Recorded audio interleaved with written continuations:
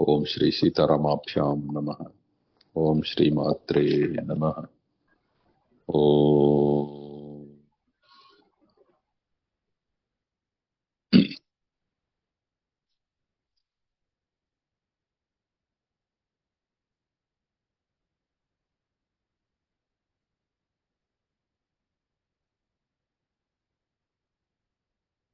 ఉత్పత్తి ప్రకరణము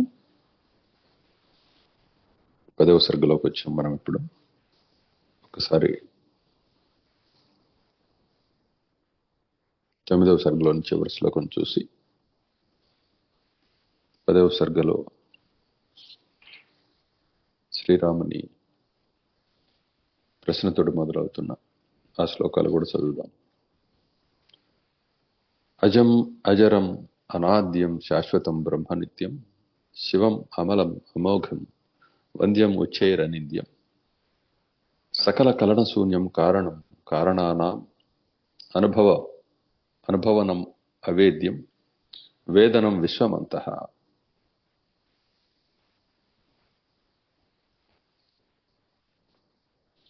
అని ఈ శ్లోకం బ్రహ్మతత్వాన్ని గురించి చెప్తూ సర్గను ముగించింది. ఆ బ్రహ్మతత్వం ఎటువంటిదని చెప్తున్నారంటే, అజం అంటే పుట్టుక లేనిది, అజరం అవస్థలు అనేవి లేనివి, దేహాలకు ఉండే త్రివిధ అవస్థలు ఏవైతే ఉన్నాయో బాల్య యవన వృద్ధాప్యాలు అనే ఈ అవస్థలు, వీటిల్లో చివరిదైన ముసలిదనం అనేది లేనిది. అనాద్యం, దీనికి ఆది అంటూ ఏమీ లేదు. అలానే ఇది పుట్టించేది కూడా ఏమీ లేదు. శాశ్వతం బ్రహ్మనిత్యం, ఇదే బ్రహ్మమును పిలువబడుతూ ఉన్నది. ఇది శాశ్వతమైనది. ఇదే సమస్తాన్ని తోపింపజేసేది, చూచేది. చూపు సర్వము తానే ఉంది. నిత్యం, ఈ నిత్య శబ్దానికి అర్థం ఏమిటి అంటే, తానే ఒక నియతిని విధించి ఆ నియతికి తగినట్లుగా బద్ధమై కనిపిస్తూ ఉంటుంది. ఇది నిత్య శబ్దానికి ఇక్కడ అర్థం. శివం, దీనికంటే శుభంకరమైనది మరొకటి ఏం లేదు. అది కేవల శివం. అమలం అమోఘం, ఇది ఏది సంకల్పిస్తే దాన్ని ఎలా చూడగలుగుతుంది, దానికి అడ్డు లేదు, కాబట్టి ఇది అమోఘం.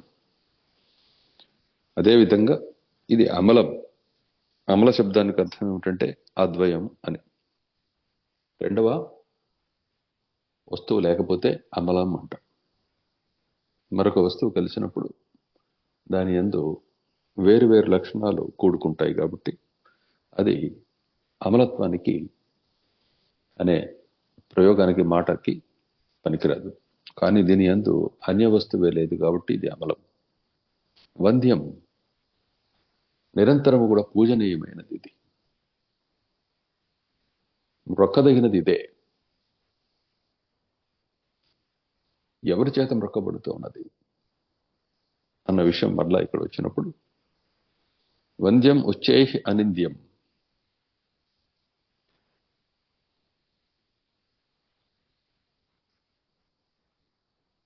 వాస్తవతత్వం తెలిసిన వాళ్ళు దీనిని నమస్కరిస్తూ ఉన్నారు.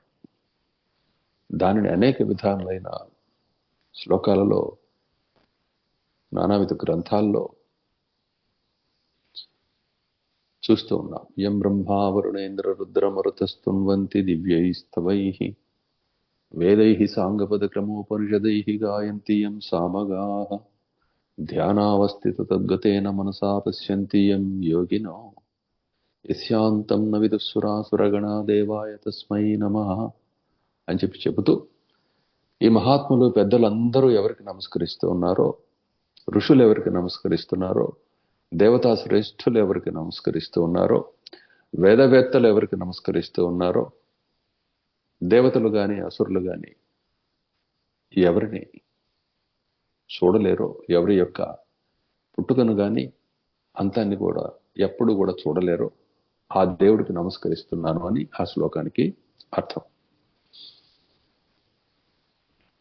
ఇక్కడ వంద్యము చై అనింద్యం, ఎప్పుడు కూడాను ఇది నింద అనేదానికి తగనిది, నిత్యమైనది, వంద్యమైనది.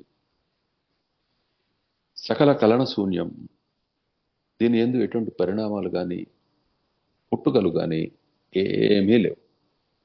కానీ అనుభూతులకు కొదవలేదు. కారణం కారణాన, సమస్తమైన కారణాలకి కారణమై ఉన్నది ఇది. కాబట్టి దీన్ని కారణమని పరమకారణమని పేరుతోటి చెప్తారు.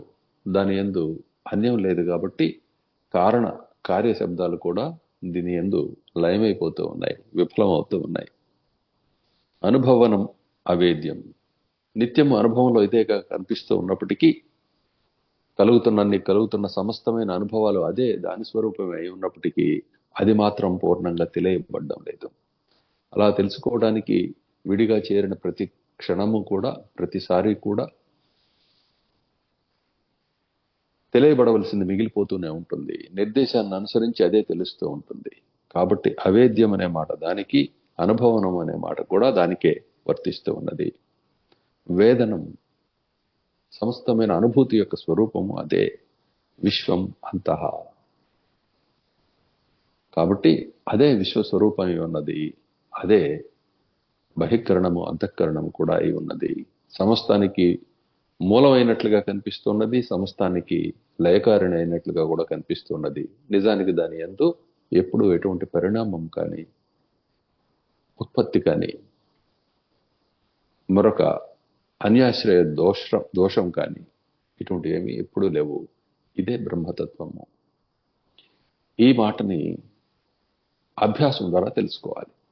ఈ అభ్యాసాన్నే జ్ఞానయోగం అనే పేరుతో చెప్తాం.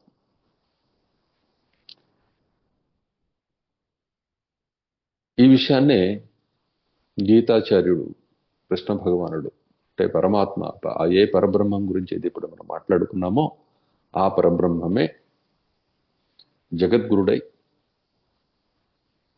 తన గురించి తాను తెలియజేసినప్పుడు అర్జునుడికి మొదట ఈ లోకానికి సంబంధించిన కర్తవ్య బోధ, ఆ జన్మకు సంబంధించిన కర్తవ్య బోధ పూర్తి చేసి, ఇదిగోనైనా నీకు ఈ యుద్ధ సందర్భంలో ఏది చేయదగినది, ఏది అవసరమైనది అనే విషయం గురించి స్పష్టతనిచ్చాను. ఇక ఇటువంటి స్పష్టత కొరవడటం అనేది దేనివల్ల జరుగుతున్నదో, దాని నుంచి బయటపడి నిత్య బ్రాహ్మీ స్థితిలో ఉండటం ఎట్లానో ఇక బుద్ధి యోగం ద్వారా చెప్పబోతూ ఉన్నాను. దీన్ని జ్ఞానయోగం అనే పేరుతోటి చెప్తాము. ఎన్ని యోగాలు చేసినా చివరికి ఈ జ్ఞానయోగాన్ని ఆశ్రయించవలసిందే. నాయనా, ఇదిగో ఇక్కడి నుంచి శ్రద్ధగా విను, దీని ద్వారా నువ్వు కర్మబంధం నుంచి బయటపడతావు అని చెప్పడం జరిగింది. కాబట్టి ఈ బ్రహ్మతత్వాన్ని అర్థం చేసుకోవటానికి నీకు ఆలోచన చాలదు. కాబట్టి శక్తి, నీకు గురువు కావాలి. గురువు చివరికి ఏం చెప్తున్నాడు? ఆ గురువు ఎవరు? ఆ పరబ్రహ్మమే గురువు. మరొకరెవరు తన గురించి తాను చెప్పడానికి లేరు. పరమతత్వం గురించి పరమతత్వం చెప్పగలిగినట్లుగా మరొకరు ఎవరు చెప్పగలుగుతారు? ఇంకొకడు ఎవడు చెప్పినా సరే అది మిగిలిపోతూనే ఉంటుంది. కాబట్టి ఎవరైతే దాని గురించి చూపిస్తూ ఇది విషయం అని చెబుతూ తాను అదే ఉంటారో అతన్ని గురువు అంటారు.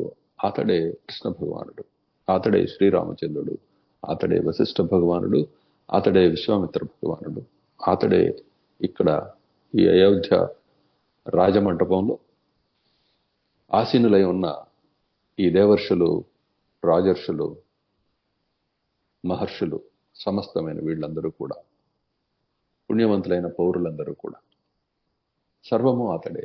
ఈ ప్రశ్నిస్తున్న రాముడు అతడే, వింటున్న శ్రోతలు అతడే, సర్వము అతడే. కానీ అతన్ని గురుని రూపంలో ఆరాధించినప్పుడు పరమజ్ఞానం కలుగుతుంది. ఇతరమైన రూపాల్లో ఆరాధించినప్పుడు ఆయా రసానుభూతులు కలుగుతాయి, ఆయా అనుభవాలు వస్తాయి. ఈ ఈ ఆరాధన అనేది ధర్మ రూపంలో కనిపిస్తూ ఉన్నది. ఈ ఆరాధన ఫలమే ఉత్తమమైన స్వర్గ రూపంలో, మహా ఆయుష్ రూపంలో, ఉత్తమోత్తమైన లోక సంబంధమైన పదవుల రూపంలో కనిపిస్తూ ఉన్నాయి. బ్రహ్మ పదవి కూడా దీని నుంచే కనిపిస్తూ ఉన్నది.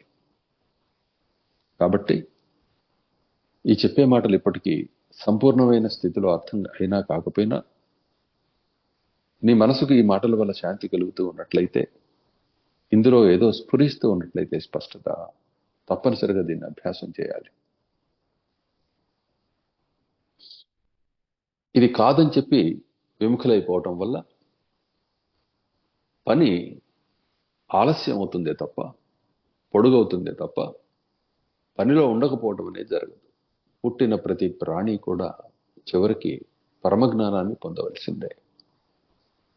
ఎటువంటి సాధన చేసినా సరే ఆ సాధన యొక్క పరమోద్దేశము అమలినమైన వాస్తవమైన స్థితి ఏదైతే ఉందో దాన్ని సాధించటమే. అమలిన స్థితి అంటే నిర్ద్వంద్వ స్థితి, అద్వయ స్థితి.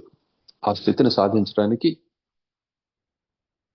శరీరాన్ని నానా సాధనా రూపంలో జీవితాన్ని వినియోగించడం అనేది ఆయా ఋషులు ఆయా విధాలుగా రూపుదిద్దారు.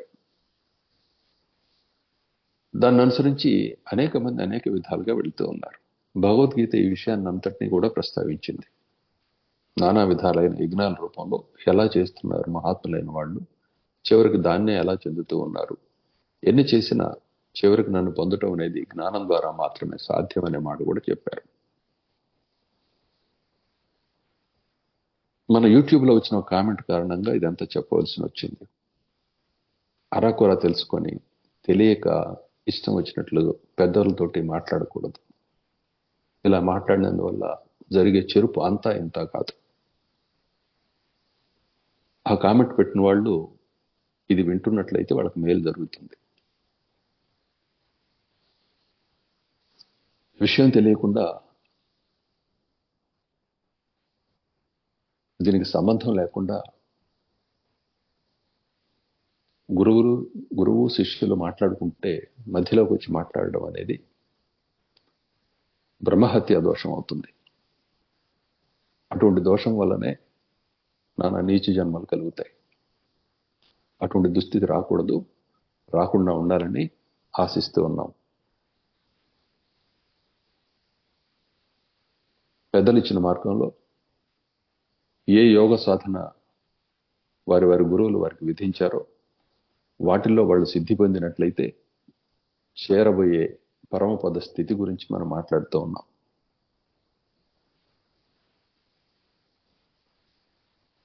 ఏ యోగ సాధన నీకు తెలుసో దాంట్లో సిద్ధి పొందు. మొదట పొంది ఆ పైన మాట్లాడవచ్చు.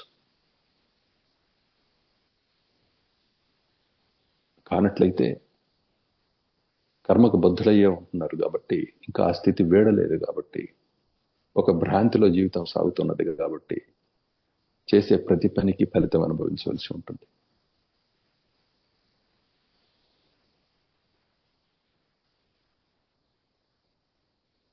ఇది పబ్లిక్ ప్లాట్ఫామ్ మీద ఉంది, అందువల్ల నేను ఈ కామెంట్ పెట్టానని చెప్పి ఎవరైనా అన్నా, ఇది మా గురు శిష్యుల అనుగ్రహ భాషణం. ఇష్టమైన వాళ్ళు వినవచ్చు, నచ్చితే నచ్చిన కామెంట్ పెట్టవచ్చు. వినే వాళ్ళకి సందేహం కలిగే రీతిలో ఇక్కడ కామెంట్స్ పెట్టినట్లయితే ఇది బ్రహ్మహత్య దోషం అవుతుంది. తెలిసి తెలియకుండా పనులు చేయకూడదు. తెలిసినవాడు ప్రపంచాన్ని మోయవచ్చు, తెలియనివాడు తను తాను భగవంతుడికి అప్పచెప్పుకోవాలి. ఎవరికొకళ్ళకి తోటి వాళ్ళకి తను తాను అప్పచెప్పుకొని పని చేసుకోవాలి. ఇది శ్రీరాముడు చెప్పిన పద్ధతి, కృష్ణుడు చెప్పిన పద్ధతి. భగవంతుడు చెప్పిన ఈ విధానాన్ని స్పష్టంగా అనుసరించాలి ప్రతి ఒక్కరూ కూడా. ఇప్పుడు దశమ సర్గలోకి వెళితే,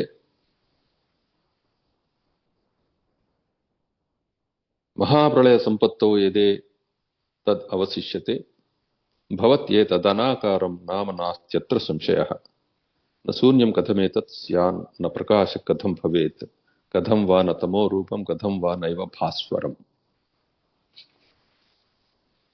కథం వా నైవ చిద్రూపం జీవో వా న కథం భవేత్ కథం న బుద్ధితత్వం స్యాత్ కథం వా న మనో భవేత్ కథం వా నైవ కించిత్ స్యాత్ కథం వా సర్వమిత్యపి అనయైవ వచోభ్యంగ్య మమ మోహ ఇవోదితః. ఇది శ్రీరామచంద్రుడు అడుగుతున్న ప్రశ్న. దీన్ని ఒకసారి చదివి వినిపించండి అమ్మా.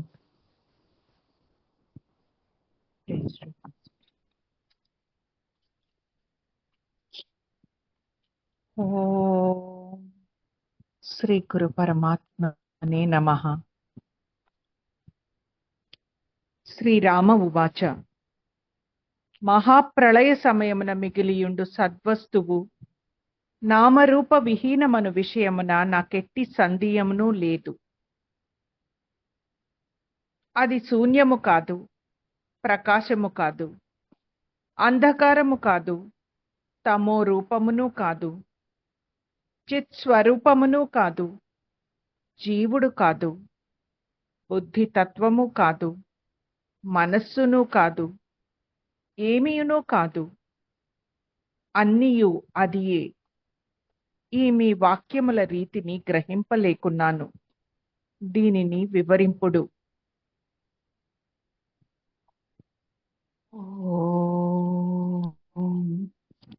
శ్రీరామ ఉవాచ మహాప్రళయ సమయమున మిగిలియుండు సద్వస్తువు నామరూప విహీనమన విషయమున నాకెట్టి సందేహమును లేదు. అది శూన్యము కాదు, ప్రకాశము కాదు, అంధకారము కాదు, తమో రూపమును కాదు, చిత్స్వరూపమును కాదు, జీవుడు కాదు, బుద్ధి తత్వము కాదు, మనస్సును కాదు, ఏమీనూ కాదు, అన్నీయూ నదియే. ఈ మీ వాక్యముల రీతిని గ్రహింపలేకున్నాను, దీనిని వివరింపుడు. మళ్ళీ చదవండి. శ్రీరామ ఉవాచ మహాప్రళయ సమయమున మిగిలియుండు సద్వస్తువు నామరూప విహీనమను విషయమున నాకెట్టి సందేహమును లేదు. అది శూన్యము కాదు, ప్రకాశము కాదు, అంధకారము కాదు, తమో రూపమును కాదు, చిత్ స్వరూపమును కాదు, జీవుడు కాదు, బుద్ధి తత్వము కాదు, మనస్సును కాదు, ఏమీయును కాదు, అన్నియు అదియే. ఈ మీ వాక్యముల రీతిని గ్రహింపలేకున్నాను, దీనిని వివరింపుడు. శ్రీరామ ఉవాచ మహాప్రళయ సమయమున మిగిలియుండు సద్వస్తువు నామరూప విహీనమను విషయమున నాకెట్టి సందేహమును లేదు. అది శూన్యము కాదు, ప్రకాశము కాదు, అంధకారము కాదు, తమో రూపమును కాదు, చిత్స్వరూపమును కాదు, జీవుడు కాదు, బుద్ధి తత్వము కాదు, మనస్సును కాదు, ఏమీనూ కాదు, అన్నీయూ నదియే. ఈ మీ వాక్యముల రీతిని గ్రహింపలేకున్నాను, దీనిని వివరింపుడు.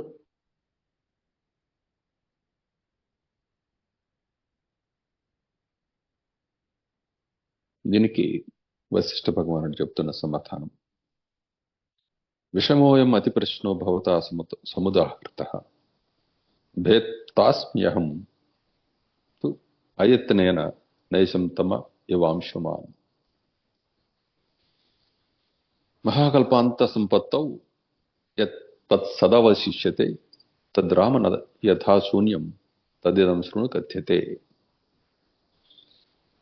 ఇక ఈ విధంగా వశిష్ఠ భగవానుడు దీని గురించి చెప్పడానికి పూనుకున్నారు. నాయనా, నీ ప్రశ్న చాలా కఠినతరమైంది. అయినా సరే సూర్య భగవానుడు ఎంత తేలిగ్గా రాత్రిని పారద్రోలుతారు, రాత్రి వచ్చే చీకటిని, అదేవిధంగా నీ సందేహాన్ని అంత తేలిగ్గా ప్రక్కకు తీసివేస్తాను. అని చెప్పంటూ ఇంతకుముందు మీకు ఎన్నోసార్లు చెప్పాను. ఈ బోధ చెప్పేటప్పుడు మొట్టమొదట ఏదైనా పని చేసేటప్పుడు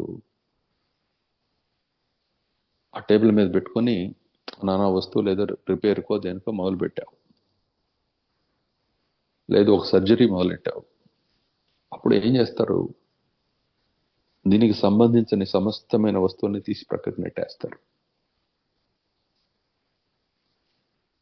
ముందు మొత్తం క్లీన్ చేసి తిరిగి అక్కడ పెడతారు వాటన్నిటిని. దాని పనులు పూర్తి చేసుకోవడం మొదలెడతాం. అదేవిధంగా ఈ జగత్ అనేది నీకు భ్రాంతిని కలుగజేస్తూ ఉన్నది కాబట్టి ముందు ప్రళయాన్ని ప్రస్తావిస్తారు. వశిష్ఠ భగవానుడు ప్రతిసారి కూడా చాలా చోట్ల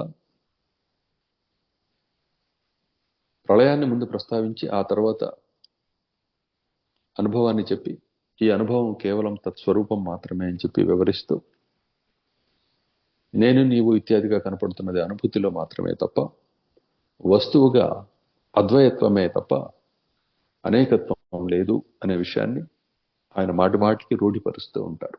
క్రమక్రమంగా జీవుడికి ఈ అభ్యాస ఫలంగా అది అర్థం అవటం మొదలవుతుంది. క్రమంగా ఎలా అర్థమవుతుంది? ఇది హిప్నటైజేషన్ కాదు, అంటే సమ్మోహనం చేయటం కాదు. మాటి మాటికి అదే చెప్పి సమ్మోహింపజేయటం అనే ఒక ప్రక్రియ మనకు లోకంలో కనిపిస్తుంది. అటువంటిది కాదు ఇది. నిన్ను విచారణ చేయమంటుంది. ఇది ఏం చెప్తున్నారు వశిష్ఠ భగవానుడు?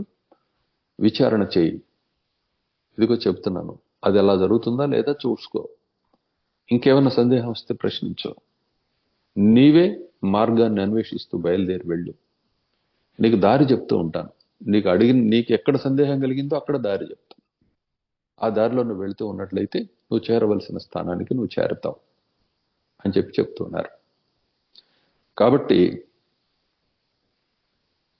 ఇది అంటే మొట్టమొదటనే మనకు వచ్చే చాలా పేలవమైన సందేహాలన్నిటినీ కూడా మీకు రాకుండానే తీసివేస్తున్నాను. ఏమిటి పేలవత్వము ఇందులో అంటే, ఇది మాటి మాటికి ఏ మాట అయినా చెప్తే అదే నమ్ముతాడు మనిషి అని చెప్పి చాలా తేలికగా అనాలోచనగా మాట్లాడుతూ ఉంటారు. అటువంటి దానికి తావు లేకుండా ఈ మాట చెప్తున్నాను. నిన్ను నమ్మమని చెప్పడం లేదు, నిన్ను విచారణ చేయమని చెప్పి చెప్తున్నారు. నువ్వు ఆలోచన చేయి, నీ ఆలోచనలోనే నువ్వు పరిణతి సాధిస్తావు, దాని ద్వారానే నువ్వు తెలుసుకోగలుగుతావు. విచారణను వదిలిపెట్టి నమ్ము అని చెప్పే మాట అది అజ్ఞానంతో కూడుకున్న మాట. ఇక్కడ వశిష్ఠ భగవానుడు నన్ను నమ్ము, నేను పని పూర్తి చేస్తానని చెప్పి చెబుతారు తప్పితే నేను చెప్పేది నమ్ము అని చెప్పి చెప్పరు. నన్ను నమ్ము, నేను పని పూర్తి చేస్తా, నేను చెప్పేదాన్ని నువ్వు విచారణ చేయి, దాన్ని నువ్వు నమ్మాల్సిన అవసరం లేదు, ముందు విచారణ చేయి, అవునా కాదా చెప్పు, అవును ఎక్కడ కాదనుకుంటున్నావో అక్కడ నాతోటి మాట్లాడు, నీకు సమాధానం రాకపోతే మళ్ళీ ప్రశ్నించు, అంతవరకే. కాబట్టి ఈ విధానంలో స్పష్టమైన అనుభూతి కలుగుతుంది. ఈ పరమజ్ఞానంతో పూర్వపు రాజులందరూ కూడాను, చక్రవర్తులందరూ కూడాను భూమిని వేలు లక్షల సంవత్సరాల పాటు పరిపాలించారు. ధర్మబద్ధంగా ప్రజలందరికీ సుఖం కలిగేటట్లుగా, ఎవరి కర్మలకి వాళ్ళు వాస్తవానికి బాధ్యులే అయినప్పటికీ కూడాను వారందరినీ కూడాను ఆ కర్మదోషాల నుంచి కొన్ని శిక్షల ద్వారాను అనుగ్రహం ద్వారాను కూడా రక్షించిన వాళ్ళు అయ్యారు. అందువల్లనే వాళ్ళందరూ కూడా రాజర్షులు. వారి కాలాలన్నీ కూడాను చాలా సుభిక్షంగా సుఖంగా సాగిపోయినాయి. ఎప్పుడైతే ఈ జ్ఞానం కొరవడిందో, ఇష్టారాజ్యంగా మనం మాట్లాడుకోవటం మొదలైందో,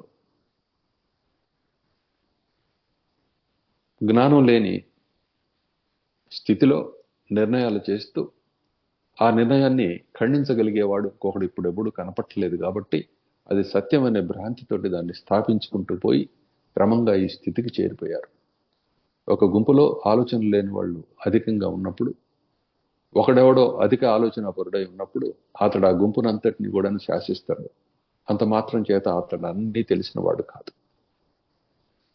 కానీ అందరూ సుఖంగా ఉండేటట్లు ఈ జన్మకి మరు జన్మకి జన్మాతీతమైన స్థితికి ఉండే కారణాలు ఏమిటి, ఎలా ఇది సాధ్యం అవుతుంది, ఈ లోపలి వెలుపలి ఈ అంతరంగం యొక్క నైజం ఏమిటి, ఈ లోకం పరలోకం యొక్క నైజం ఏమిటి, ఇవన్నీ ఎలా సిద్ధిస్తూ ఉన్నాయి అనే విషయాలు స్పష్టంగా కంటికెదురుగా సామాన్యమైన వస్తువును చూసినట్లుగా కరతలంలో పెట్టుకున్న ఉసిరి పండును హాయిగా అలా తిప్పి ఎటు కావాలంటే అటు చూడగలిగినట్లుగా చూసిన వాళ్ళు దాన్ని చెప్పగలుగుతున్నారు. ఈ చూపు ఒకడికి మాత్రమే పరిమితం కాదు, ప్రతి ఒక్కరూ కూడాను దీన్ని అభ్యాసం చేసి పొందవచ్చు. ప్రతిరోజు చూపు మెరుగవుతున్న స్థితిని కూడా గమనించవచ్చు. అలానే అలా చూపు సంపూర్ణమైనప్పుడు తాను తప్ప అన్యమేమీ లేని స్థితి అనుభవానికి వస్తుంది. కాబట్టి వశిష్ఠ భగవానుడు ఏం చేస్తున్నారు, ముందు క్లీన్ ది టేబుల్ అంటున్నారు. శుభ్రం చేయండి, అన్ని పెట్టండి, పని పూర్తి చేసుకుందాం. చదువుకోవాలి, అన్ని టేబుల్ మీద సర్దినవన్నీ తీసేసేయండి, చదవాల్సిన పుస్తకాలు మాత్రం ఉంచండి, చదువుకోండి, ఇంక వేరే ఏం కనపడకూడదు. పూజ చేసుకోవాలి, చుట్టుపక్కల ఏ ఆలోచనలు లేకుండా చూడండి, అంటే ఏ శబ్దాలు వినపడకుండా చూడండి, మెల్లగా పని చేసుకోండి అని చెప్పి తాను కూడా తనకు కావలసిన విధంగా అక్కడ సర్దుకొని చక్కగా పూజ అనేది పూర్ణం చేస్తూ ఉన్నాడు. పూజ చేసే ఆయన ఈ విధంగా ఆయా పనులు చేసేటప్పుడు ఇంట్లో కానీ బయట కానీ ఎవరైతే అన్నిటిని చక్కగా సర్దుకొని పనిచేస్తున్నారో వాళ్ళు విజయాలు సాధిస్తూ ఉన్నారు. అరకొరగా ఏర్పాట్లు చేసుకొని పనులు మొదలుపెట్టిన వాళ్ళు వాటికి ఆటంకాలని చూస్తూ ఉన్నారు. అక్కడ దాన్ని అపజయం అనే పేరుతోటి చెప్తూ ఉన్నారు. జయాపజయాలు అనేవి వాస్తవానికి లేనే లేవు, పరిణతి మాత్రమే ఉన్నది. ఎంత పరిణతి సాధిస్తున్నాడు అన్నది మాత్రమే ఉంటుంది. జయాపజయాలు అనేవి ఒక మైలురాళ్ళలాగా చెప్పుకోవటానికి పనికొస్తాయే తప్ప అవి నిజానికి వాస్తవం కావు. ఈ విధంగా వశిష్ఠ భగవానుడు మొదట ప్రళయాన్ని ప్రస్తావిస్తారు. మహాకల్పాంత సంపత్తౌ యత్తత్ సదవశిష్యతే తద్రామణ యథా శూన్యం తదిదం శృణు కథ్యతే అనుత్కీర్ణా యథా స్తంభే సంస్థిత ఆశాలభంజిక తథా విశ్వం స్థితం తత్ర తేన శూన్యం న తత్పదం. అమలు చదవండి, ఇంకా ఎక్కడి వరకు చదువుతారు అలా చదువుకుంటూ వెళ్ళండి. ఒక్క నిమిషం, ఇప్పటికే అరగంట అయింది కాబట్టి 17వ శ్లోకం వరకు చదవండి.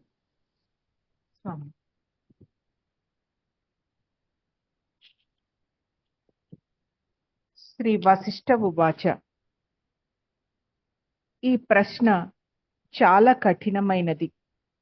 అయినను సూర్యుడు అనాయాసముగా చీకటిని పోగొట్టునట్లు నీ సందేహమును దూరమనర్చెదను. శ్రీ వశిష్ఠ ఉవాచ. ఈ ప్రశ్న చాలా కఠినమైనది. అయినను సూర్యుడు అనాయాసముగా చీకటిని పోగొట్టున్నట్లు నీ సందేహమును దూరమనర్చెదను. రామా, మహాప్రళయ సమయమున మిగిలియుండు సద్వస్తువు శూన్యము కాదు. ఈ విషయమును వివరించి చెప్పుచున్నాను, వినుము. రామా, మహాప్రళయ సమయమున మిగిలియుండు సద్వస్తువు శూన్యము కాదు. ఈ విషయమును వివరించి చెప్పుచున్నాను, వినుము. బొమ్మను చెక్కక మునుపు కూడా అది స్తంభమున దాని స్తంభసత్తా వ్యతిరిక్త సత్త లేనందువలన ఉండునట్లు ఈ జగత్తు సృష్టికి పూర్వమున బ్రహ్మమున నుండును. అందువలన బ్రహ్మము శూన్యము కాదు.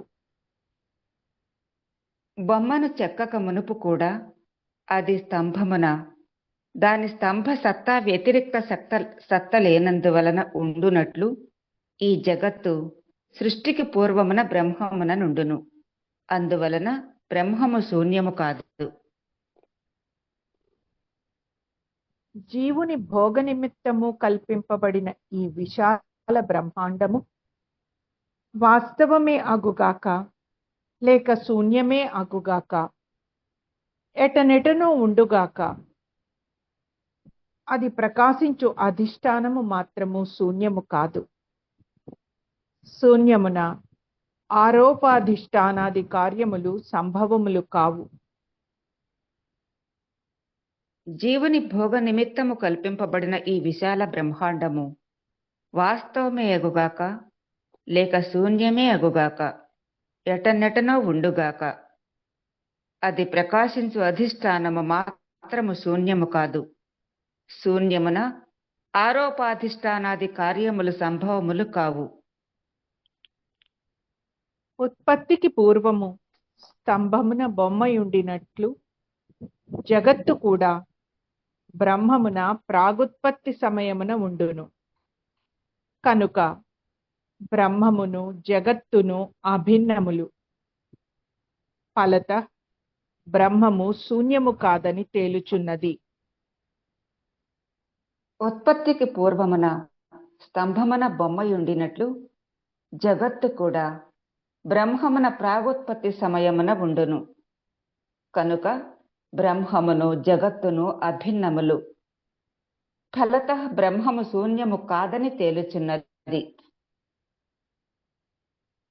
కదలిక లేని నీటి యందు తరంగములున్నవని గాని లేవని గాని చెప్పజాలము. అట్లే జగత్తు కూడా ఇది బ్రహ్మమున శూన్యాశూన్య రూపములు అనగా అనిర్వచనీయ స్థితి యందు నిలిచియున్నది. కదలిక లేని నీటి యందు తరంగములున్నవని కాని లేవని కాని చెప్పజాలము. అట్లే జగత్తు కూడా ఇది బ్రహ్మమున శూన్యాశూన్య రూపముల అనగా అనిర్వచనీయ స్థితి యందు నిలిచియున్నది. దేశ కాలాదులున్నను శిల్పి యొక్క ఇచ్ఛ లేనిదే బొమ్మ తయారు కానట్లు కల్పాంత సమయమున బ్రహ్మ ఇచ్చించిన గాని ఈ జగత్తు సృష్టింపబడదు. దేశ కాలాదులున్నను శిల్పి యొక్క ఇచ్చలేనిదే బొమ్మ తయారవ్వనట్లు కల్పాంత సమయమున బ్రహ్మ ఇచ్చించిన కాని ఈ జగత్తు సృష్టింపబడదు. స్తంభమున చెక్కబడు బొమ్మతో జగత్ సృష్టి పోల్చబడినది. ఇచ్చట ఉపమానమును ఆంశికముగా గ్రహింపనగును. సర్వాంశముల పోలిక లేదు.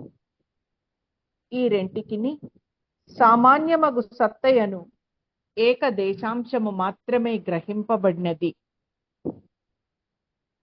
స్తంభమున చెక్కబడు బొమ్మతో జగత్ సృష్టి పోల్పబడినది.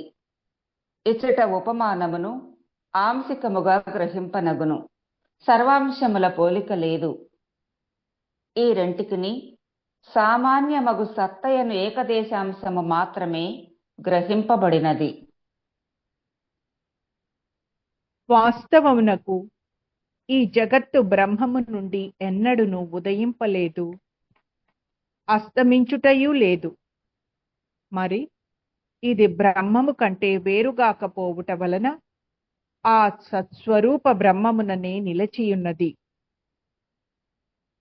వాస్తవమునకు ఈ జగత్తు బ్రహ్మము నుండి ఎన్నడను ఉదయింపలేదు, అస్తమించుటయూ లేదు. మరి ఇది బ్రహ్మము కంటే వేరు కాకపోవుట వలన ఆ సత్స్వరూప బ్రహ్మముననే నిలచియున్నది. శూన్య కల్పన అశూన్యమును అపేక్షించుచు వచింపబడినది. కాకున్న అశూన్యము నుండి శూన్యాశూన్యములెట్లు సంభవములగును? శూన్య కల్పన అశూన్యమునపేక్షించుచు వచింపబడినది. కాకున్న అశూన్యము నుండి శూన్యాశూన్యములెట్లు సంభవములగును?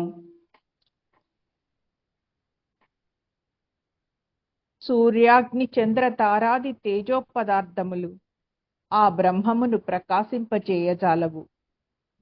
కాన అవ్యయమగు పరమాత్మకిట్టి తేజ పదార్థములతో సంబంధము లేదు. సూర్యాగ్ని చంద్ర తారాది తేజోపదార్థములు ఆ బ్రహ్మమును ప్రకాశింపచేయజాలవు. కాన అవ్యయమగు పరమాత్మకు ఇట్టి తేజోపదార్థములతో సంబంధము లేదు. భౌతిక తేజము యొక్క అభావముని తమస్సు అందురు. బ్రహ్మమున ఇట్టి భౌతిక తేజము లేకపోయినను అది స్వప్రకాశక మగుట వలన అది తమస్సు కాదు. భౌతిక తేజము యొక్క అభావమునే తమస్సు అందరు. బ్రహ్మమున ఇట్టి భౌతిక తేజము లేకపోయినను అది స్వప్రకాశక మగుట వలన అది తమస్సు కాదు. ఇంతవరకు చాలు. ఇప్పటి వరకు చెప్పిన దాంట్లో విన్న దాంట్లో సంశయాలు అడగండి.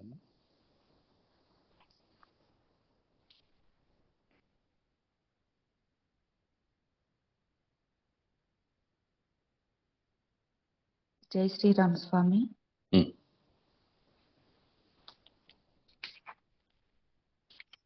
మొదట శ్రీరాముల వారి ప్రశ్నలో స్వామి అంధకారము కాదు తమో రూపమును కాదు అని చెప్పారు స్వామి.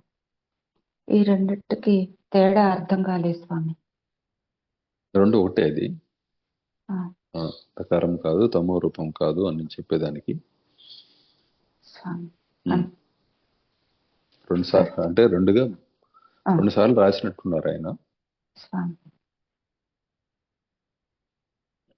నెక్స్ట్. అలాగే స్వామి. జై శ్రీరామ్.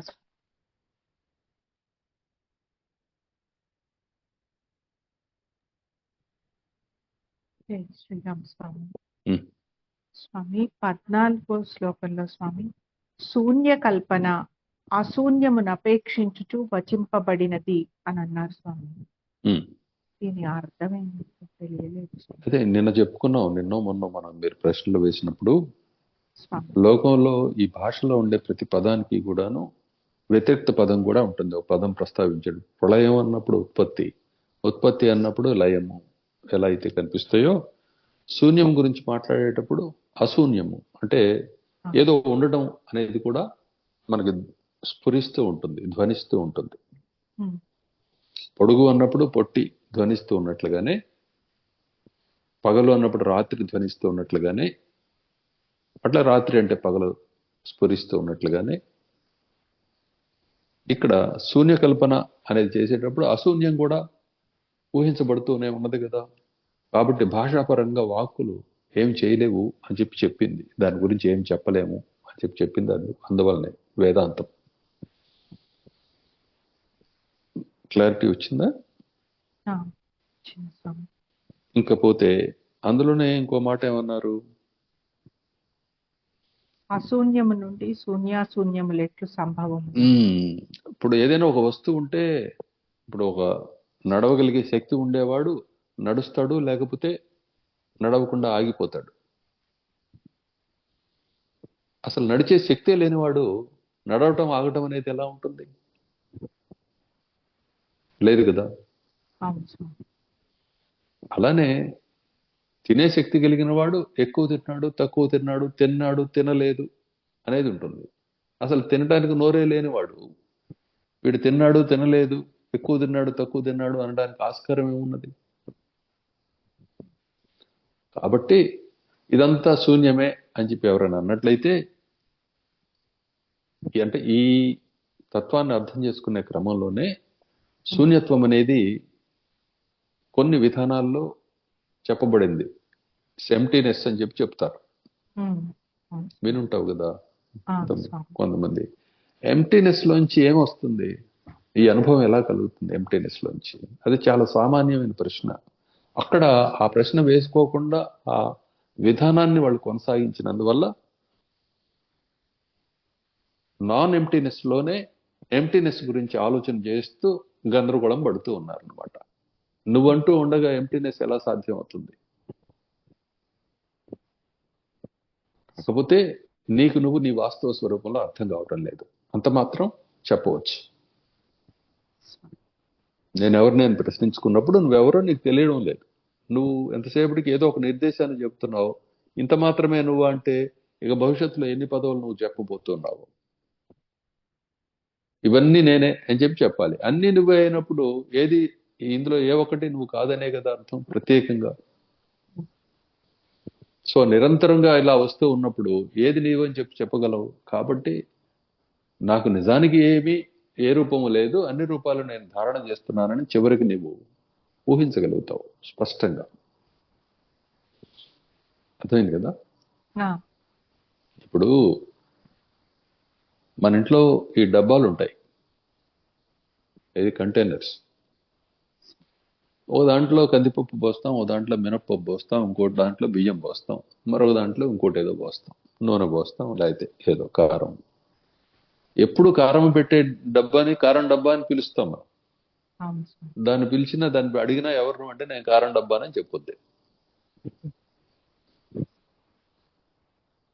ఒక కంటైనర్లో నానా రకాలు పెడుతున్నప్పుడు దానికి ఏ పేరు చెప్తాం? ఉమ్, ఏ పేరు లేదని కదా దానికి అర్థం.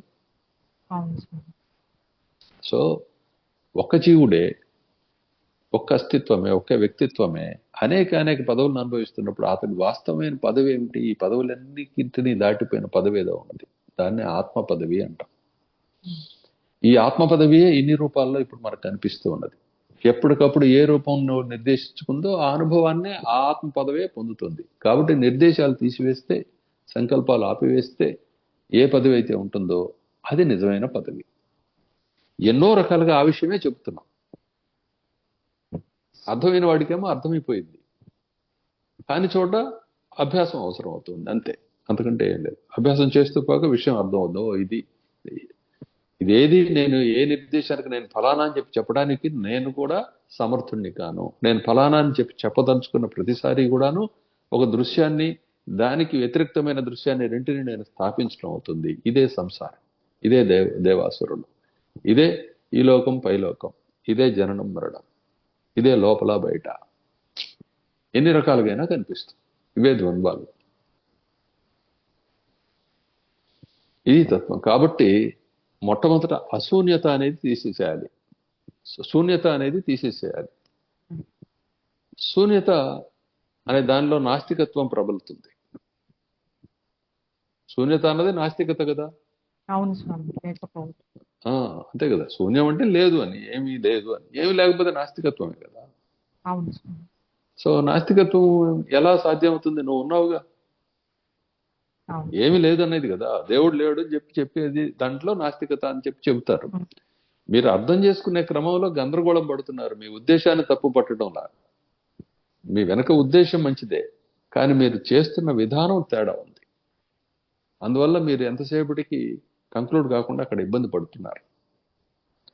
సర్వము తత్స్వరూపమే, కానీ ఈ సర్వము కూడా వాస్తవానికి అనుభవ స్వరూపమే తప్ప దీనికి వస్తువుగా, దీంట్లో పరిణామం కానీ, కొత్తగా పుట్టుకొచ్చింది కానీ, ఇప్పుడు నశిస్తున్నది కానీ ఏమీ లేదు. అందువల్ల ఈ జగత్తు మిథ్య అని చెప్పబడింది పెద్దల చేత అని చెబుతూ ఉన్నాం. ఇప్పుడు ఈ రోజు మొదలు పెట్టినప్పుడు కూడా 9వ సరుకులో చివరి శ్లోకానికి ఇచ్చే వివరణ మీకు ఇదే ఇచ్చాం మొత్తం కూడా. సో దీన్ని ఈ విధంగా అర్థం చేసుకోవాలి. క్లియరా? క్లియర్గా ఉంది స్వామి.